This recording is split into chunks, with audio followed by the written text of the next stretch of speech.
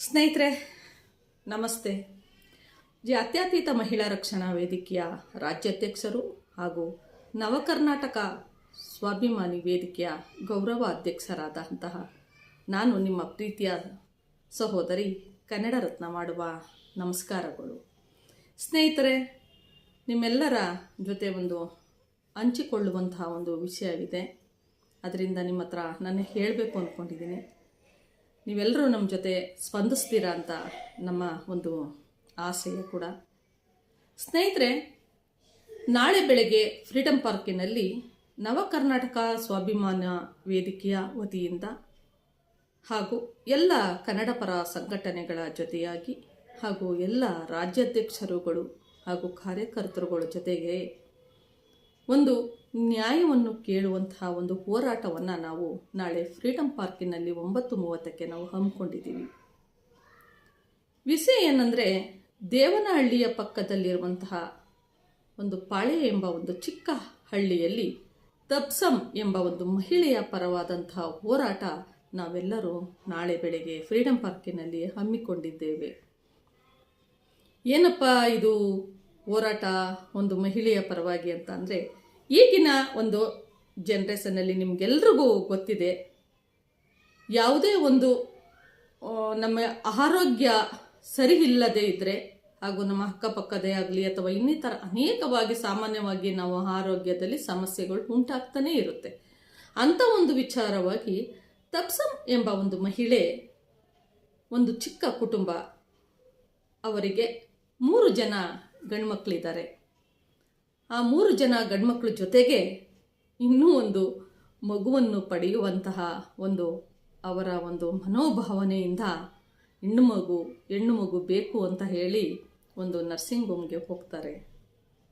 ಅಲ್ಲಿ ಡಾಕ್ಟರುಗಳು ಯಾವ ರೀತಿ ನಡ್ಕೊಂಡ್ರು, 3 ಮಕ್ಕಳ ಆಗಿದ್ರೂ ಮತ್ತೆ ಮಕ್ಕಳ ಒಂದು ಆಸೆನ ಅವ್ರು ವ್ಯಕ್ತಪಡಿಸಿದಾಗ ಡಾಕ್ಟ್ರು ಯಾವ ರೀತಿ ಅವ್ರಿಗೆ ಒಂದು ಅಡ್ವೈಸ್ನ ಮಾಡಬೇಕಾಗತ್ತೆ, ಅದೆಲ್ಲವನ್ನು ಬಿಟ್ಟು ದುಡ್ಡಿನ ಆಸೆಗೋಸ್ಕರ ಈ ನರ್ಸಿಂಗ್ ಹೋಮ್ಗಳಲ್ಲಿ ಒಂದು ದೊಡ್ಡ ಅವಾಂತರಗಳೇ ನಡೀತಾ ಇದೆ.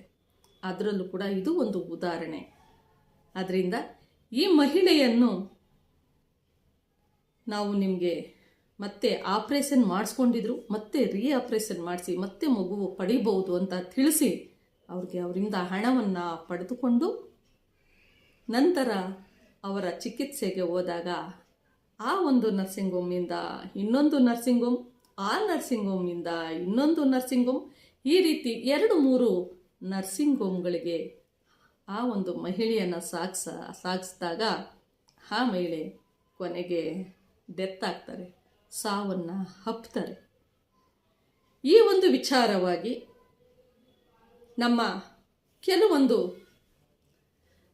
ನಮ್ಮ ಅಧ್ಯಕ್ಷರುಗಳು, ಕನ್ನಡ ಪರ ಹೋರಾಟಗಾರರು ಆ ದಿನ ಸಾವನ್ನಪ್ಪಿದ ದಿನ ಹೋಗಿ ಆಸ್ಪತ್ರೆಯಲ್ಲಿ ಕೇಳಿದಾಗ, ಇಲ್ಲ ಅವ್ರಿಗೇನಾದರೂ ನಾವು ಪರಿಹಾರ ಮಾಡ್ತೀವಿ, ಕೊಡ್ತೀವಿ, ನೀವು ಚಿಂತೆ ಮಾಡಬೇಡಿ, ಮೊದಲು ಹೋಗಿ ನೀವು ಆ ಒಂದು ಬಾಡಿನ ನೀವು ಏನು ಕಾರ್ಯಗಳನ್ನ ಮಾಡಬೇಕು ಮಾಡಿ ಬನ್ನಿ ಅಂತ ಅವರು ಆಸ್ಪತ್ರೆಯ ಸಿಬ್ಬಂದಿ ಹೇಳ್ತಾರೆ.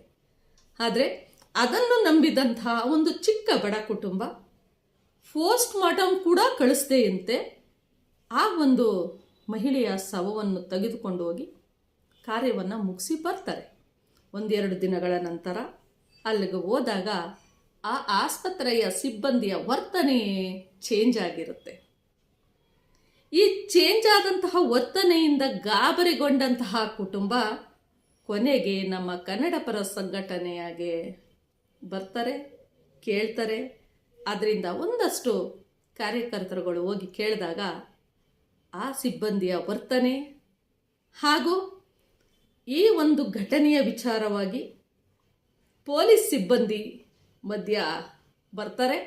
ಈ ಎಲ್ಲ ವಿಚಾರಗಳಲ್ಲಿ ನಮ್ಮ ಕನ್ನಡ ಪರ ಹೋರಾಟಗಾರರು ನ್ಯಾಯ ಕೇಳೋದಕ್ಕೆ ಹೋದಾಗ ಆ ಕುಟುಂಬದ ಪರವಾಗಿ ನಿಂತಾಗ ಪೊಲೀಸ್ ಇಲಾಖೆ ಸ್ಪಂದಿಸುತ್ತಾ ಅಥವಾ ನರ್ಸಿಂಗ್ ಹೋಮ್ನಲ್ಲಿರುವಂತಹ ಡಾಕ್ಟರುಗಳು, ಸಿಬ್ಬಂದಿಗಳು ಅವರಲ್ಲಿರುವಂಥ ಯಾರಾದರೂ ಸ್ಪಂದಿಸಿದ್ರ ಆ ಕುಟುಂಬಕ್ಕೆ ನ್ಯಾಯ ಸಿಗ್ತಾ ಹಾಗೂ ಈ ಘಟನೆಗಳ ಮಧ್ಯದಲ್ಲಿ ಹೋರಾಟ ಮಾಡಬೇಕಾದ್ರೆ ಅಲ್ಲಿ ಕೇಳಬೇಕಾದ್ರೆ ಏನೆಲ್ಲ ಕಷ್ಟಗಳನ್ನ ನಮ್ಮ ಕನ್ನಡ ಪರ ಸಂಘಟನೆಯ ಅಧ್ಯಕ್ಷರುಗಳು ಕಾರ್ಯಕರ್ತರು ನೋವನ್ನು ಅನುಭವಿಸಿದ್ರು, ಆ ನೋವಿಗೆ ಏನು ಕಾರಣ, ಯಾರೆಲ್ಲ ಈ ಒಂದು ಘಟನೆಯ ಹಿಂದೆ ಇದ್ದಾರೆ ಅನ್ನೋದನ್ನ ತಿಳ್ಕೊಳ್ಳೋಕ್ಕೆ ಈ ಒಂದು ತಪ್ಸಂ ಮಹಿಳೆಯ ಪರವಾದಂತಹ ಒಂದು ದಿಟ್ಟ ಹೋರಾಟನ ನಮ್ಮ ಕನ್ನಡ ಪರ ಹೋರಾಟಗಾರರು ಮಾಡ್ತಾ ಇದ್ದಾರೆ.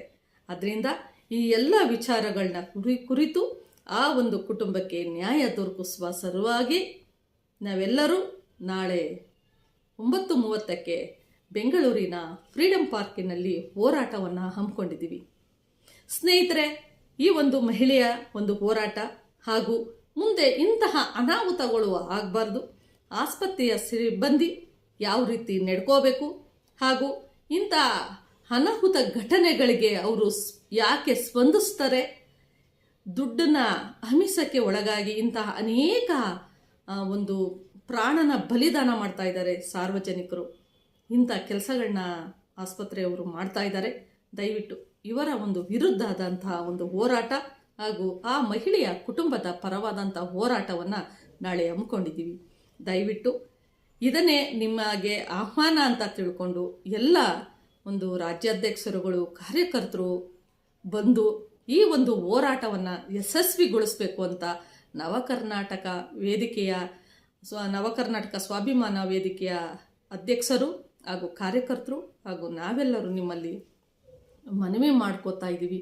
ದಯವಿಟ್ಟು ನಾಳೆ ನೀವೆಲ್ಲರೂ ಬನ್ನಿ, ನಾನು ಬರ್ತಾ ಇದ್ದೀನಿ, ನಮ್ಮ ತಂಡದ ಜೊತೆ ಬರ್ತಾ ಇದ್ದೀನಿ ಅಂತ ಹೇಳ್ತಾ ನಾನು ನಿಮ್ಮ ಪ್ರೀತಿಯ ಸಹೋದರಿ ಕನ್ನಡ ರತ್ನ.